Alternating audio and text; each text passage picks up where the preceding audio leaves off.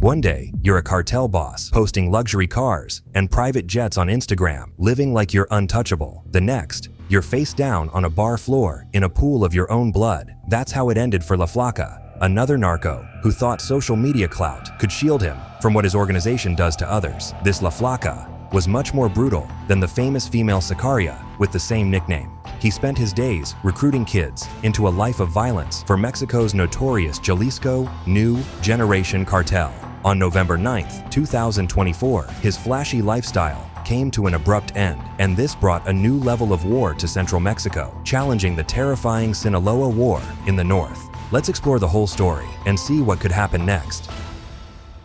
The music was still pounding at Los Cantaritos when death walked through the door. It was a typical Friday night in November 2024. Young couples dancing, friends celebrating birthdays, tourists soaking in the nightlife of one of Mexico's safest cities. The crowd was too busy living to notice the men in tactical gear slipping through the entrance. The attack took less than 2 minutes. Witnesses say it was violent but clean, the kind of clinical efficiency that comes from killers who've done this many times before. When the gunfire stopped and the smoke cleared, Fernando Gonzalez, better known as Flaka, one of Mexico's most notorious cartel commanders, lay dead among the other 9 victims. En la noche del 9 de noviembre, ahí entre las 9:30, 10 de la noche, es la ubicación donde está este bar donde se ocurrió este crimen.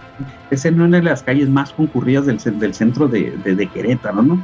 Sin embargo, lo que llama mucho la atención es la facilidad con la que el grupo de que perpetró este homicidio.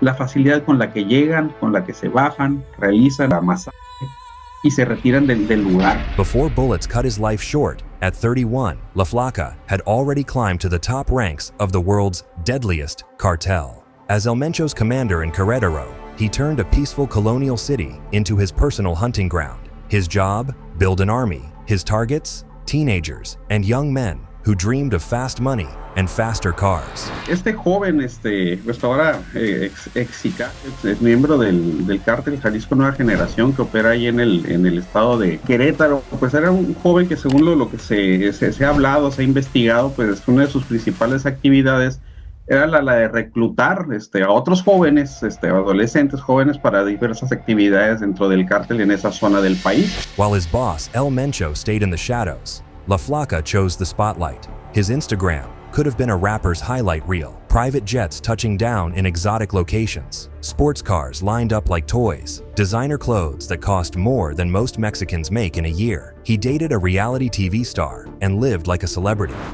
¿Saben que sí está muy cabrón? Que él traiga a la mujer que todos quisieran tener. But the source of his wealth wasn't record deals or business ventures. It was human suffering. Under Flaka's watch, Querétaro's peaceful streets ran red. The city had been a rare safe haven in cartel-torn Mexico, known for its pristine colonial architecture and tourism. He changed all that. His war against the Santa Rosa de Lima cartel turned neighborhoods into battlegrounds. The prize was CJNG's control of the lucrative fuel theft business. Yeah, fuel theft has become one of the main sources of income for big cartels like the CJNG and Sinaloa. It's midday in Puebla's wholesale market. Our team has gone undercover to film an illegal activity that's costing Mexico billions of dollars. Among the goods for sale here, stolen fuel. There must be around 800 liters of stolen oil here, and this vehicle clearly has been stolen. El Mencho has been building an oil empire for years, and his sicarios have been infiltrating the Mexican army so they could act with impunity. Now, there's a whole war going on in the oil-rich parts of Mexico, as the military's trying to stop the thefts, but the corrupt parts of the military are working against them, and the everyday workers in oil refineries live in fear for their lives on a daily basis. The risk is pretty clear. You either cooperate or you suffer the consequences. The cliche is plata o plomo. That's a saying coined by Pablo Escobar back in the 1980s, silver or lead. In other words, officers or workers can accept his bribe or his bullet. They choose. Unfortunately, this method is still being used today by many cartels, and many men get corrupted into this line of work, as the promise of quick cash is tempting. Cuando me fui para el sur, empecé a conocer lo de la ordeña. De ahí después hubo un amigo que me invitó a trabajar ahí con él y ahí empezó a explicarme lo que pagaba. Also, many of Mencho's men were already involved in crime, so stealing oil seemed safer than what they did before. Empecé a comparar las cosas, andar de delincuente, andar con la delincuencia o andar robando la Pemex. Y se me hizo más seguro agarrar dinero donde estaban los ductos de Pemex. But this so-called line of work is costing lives and destroying Mexico's infrastructure. Not to say, every now and then, the war leads to unspeakable accidents, such as this. 30 people and 115 homes were turned to ashes when a refinery exploded during an armed conflict. Every time Mencho finds a new way to make money, thousands die and countless others live in constant fear. Now, families in Querétaro started getting ransom calls for kidnapped loved ones. Shop owners found extortion notes under their doors. Everything that produces money, they're going to be interested in. They're going to scare those people. They're going to take the lands, their houses, everything they own. Bodies appeared on street corners, each one carrying a message, defy La Flaca, and you're next. But what made La Flaca truly dangerous wasn't just his local power, it was his international network. He built connections with criminal groups from Guatemala to Colombia, including the notorious Caibiles. These weren't ordinary soldiers, they were elite Guatemalan special forces who went rogue, bringing military precision to cartel violence. Es conocido que también ciertas fuerzas federales, integrantes de fuerzas federales de otros países, desertores, que son desertores de las fuerzas federales, vienen a México a entrenar a integrantes del crimen organizado. Entonces no se puede descartar vínculos con otros países, sobre todo como con Colombia, con Guatemala, que son relativamente cerca a la vecindad con ellos. Through these alliances, La Flaca helped CJNG transform from a local gang into what U.S. officials now call a global criminal empire, more dangerous than even ISIS in its brutality. The CJNG is one of the most powerful and dangerous criminal organizations in Mexico, characterized by a business model of extreme violence and trafficking in the most deadly of substances. La Flaca's Instagram might have shown the glamour, but it didn't show the truth. The teenagers forced to become killers, the families destroyed by violence, the communities living in terror. Every private jet photo was paid for in blood. Every luxury car came at the cost of human lives. This was La Flaca's real legacy, not as a social media star, but as a key architect of Mexico's newest nightmare. To understand La Flaca's story, you need to understand the monster who created him, Nemesio Oseguera Cervantes, or El Mencho, a poor avocado farmer's son who dropped out of school in 5th grade. He crossed into California in the 1980s, dreaming of something bigger. What he found was the drug trade and a prison cell. But those 3 years in a Texas prison didn't reform him. They transformed him into something worse. Relaja tus partidas, si no te voy a partir tu madre, tienes toda tu bola de perros. Te tengo identificado 30 güeyes. Hasta tus perros te voy a matar si no te relajas, güey. ¿Cómo ves? While other cartel bosses, like El Chapo, played at being Robin Hood figures, throwing money at crowds, and building schools, El Mencho chose a different path. He rules through pure psychological warfare. To others, he considers traitors. He just sends public warnings like these. Tú ya sabes con quién traes la bronca.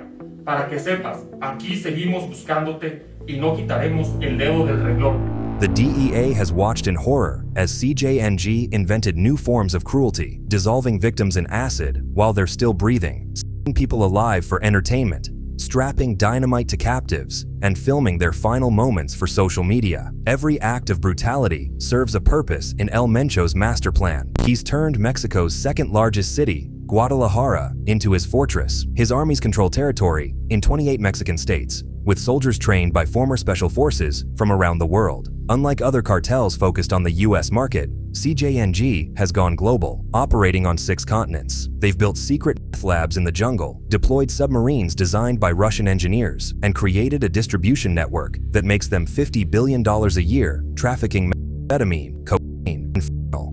But what makes El Mencho truly terrifying isn't just his wealth, estimated at over $1 billion, or his army of 5,000 trained killers. It's his ability to stay invisible while projecting terror everywhere. Only a handful of photos of him exist. He lives modestly compared to other cartel bosses, moving between mountain hideouts, protected by elite mercenaries and corrupt officials. As one DEA agent who spent years hunting him says, over 25 years of working in Mexico, you'd run into guys who had met Chapo, who would talk about him. But with Mencho, you don't hear that. He's kind of a ghost.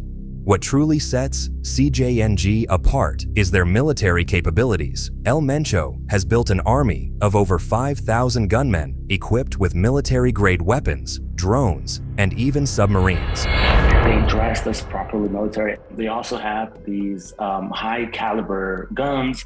They have what they call those monstruos, which are really basically like handmade, man-made tanks, you know? In 2015, they shot down a Mexican military helicopter with a rocket-propelled grenade, killing 9 soldiers. The Jalisco New Generation Cartel took the fight to the next level, shooting down a military helicopter with a rocket-propelled grenade. This wasn't just an attack, it was a message to anyone who dared challenge CJNG's power. Fear is their currency, and they've used it successfully to get to the top. They have entire towns in their pockets.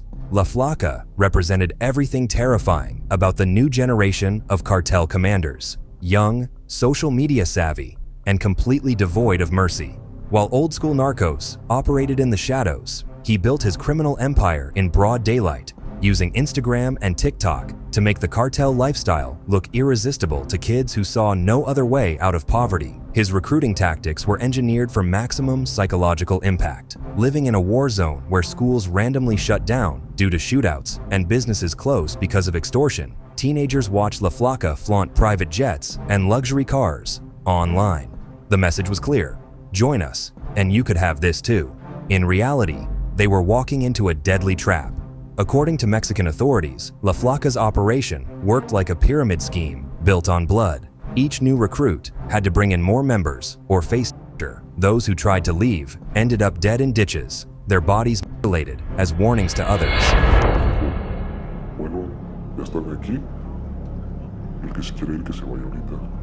Y corto cartucho con la pistola. Aquí la única forma que te vayas es por las patas por delante. But by the time most kids realized the true cost of joining, they were already too deep. Their hands already stained with blood, their souls scarred by acts of violence they couldn't take back. What makes this system truly heartbreaking is how it preys on the most vulnerable. In times of cartel war, when violence devastates local economies and tears families apart, teenagers become even easier targets. They watch their parents struggle to put food on the table. They see their neighborhoods turn into battlegrounds. Then, someone like La Flaca comes along, offering quick money, respect, and a twisted sense of family. It's a brutal equation that transforms today's victims into tomorrow's victimizers. And, in a twisted irony, La Flaca's death only increased the conflict in the area, which is likely to bring about more fresh recruits for El Mencho. They thought killing La Flaca would solve their problems. Instead, it unleashed a wave of violence that turned Querétaro's streets into a war zone. Within weeks, the murder rate tripled. CJNG responded the only way they know how, leaving dismembered bodies on street corners like twisted trophies. Each corpse was a message written in blood. Nobody touches El Mencho's empire and lives. But La Flaca's death was just one explosion in a chain reaction that started with El Mayo Zambada's arrest in July 2024. Tonight, after decades of evading authorities, 2 alleged leaders of Mexico's most brutal and powerful drug cartel are in U.S. custody. When Mexican authorities finally caught the last old-school cartel boss, they didn't just capture a man, they shattered a system of alliances that had kept an uneasy peace. Mayo and Chapo's kids are fighting for control of the Sinaloa cartel, and other cartels are trying to gain their territory. Cities that were tourist destinations have become battlegrounds. The streets of Culiacan, once buzzing with life, are empty, not because people are staying safe at home, but because stepping outside might mean catching a stray bullet. El Mencho watched this chaos unfold and saw an opportunity. While other cartels fight among themselves, he's building his empire through calculated terror. In CJNG territory, fear isn't just a feeling, it's a business model. This is El Mencho's Mexico now, where mothers teach their kids which streets to avoid and how to spot cartel lookouts, where every restaurant could be the scene of the next massacre, and every morning could bring new bodies on the street corner. This is a revolution in terror, and El Mencho is winning. Think cartels are just Mexico's problem? Think again. CJNG's empire doesn't stop at the border. Their distribution network floods U.S. cities with meth, cocaine, and fentanyl. What you're looking at is a series of raids. Their money moves through American banks. Their soldiers live in American neighborhoods, hidden in plain sight, and now they're recruiting kids and teens from American cities too. The DEA saying nearly 130 investigations are linked to social media platforms like Snapchat, where buying drugs is as easy as sending the right emoji to a so-called plug, a dealer who finds customers on these apps. Just last November, U.S. authorities found El Mencho's own son-in-law living the high life in California. He'd faked his own death in Mexico and moved to the States, living under a fake name while running cartel operations. Even more terrifying, CJNG is now targeting American law enforcement, authorizing drone strikes against border agents on U.S. soil. This isn't some foreign threat anymore. It's in our backyard. That's why the U.S. government just raised the bounty on El Mencho to $15 million. For the first time, cartel kingpin El Mencho tonight is a $15 million man. That is the U.S. government reward just increased and placed on the head of Ruben Aseguera Cervantes. But here's the brutal truth. Even catching him won't be enough. La Flaca's story proves that CJNG is bigger than any single boss. They've built a machine that turns poverty into profit, corruption into power, and American drug money into an endless cycle of violence. You can't solve this with bullets alone. Not while poverty keeps pushing kids into cartel recruitment. Not while corruption keeps greasing the wheels. And definitely not while American demand keeps pumping billions into cartel coffers. Until we attack these root causes, there will always be another La Flaca ready to step up, another teenager ready to kill for cartel cash, another community living in terror. Meanwhile, the bodies keep piling up. Since La Flaca's execution, dozens more have died in Querétaro alone. Every day brings new victims, new orphans, new refugees fleeing cartel violence. For those trapped in this nightmare, peace feels like a distant dream. The war that started with El Mayo's arrest rages in northern Mexico, with El Chapo's sons fighting for control of Sinaloa. The war sparked by La Flaca's death burns through central Mexico, with CJNG hunting down rivals, street by street. But what happens when these wars collide? When El Mencho's armies push north into Sinaloa territory? When desperate rivals join forces against him? History tells us one brutal truth. In Mexico's cartel wars, victory only breeds more violence. The winner gets more territory, more enemies, more reasons to kill. And somewhere in the mountains, surrounded by an army of killers, El Mencho watches it all burn, knowing that every act of violence makes him stronger. Every body on the street corner spreads more fear. Every war brings him closer to total control. Hey, thanks for watching. What do you think will happen as these separate wars spread throughout Mexico? And is there an end in sight to cartel violence? Leave a comment below, and before you go, make sure you hit those like and subscribe buttons. Catch you soon. Stay safe.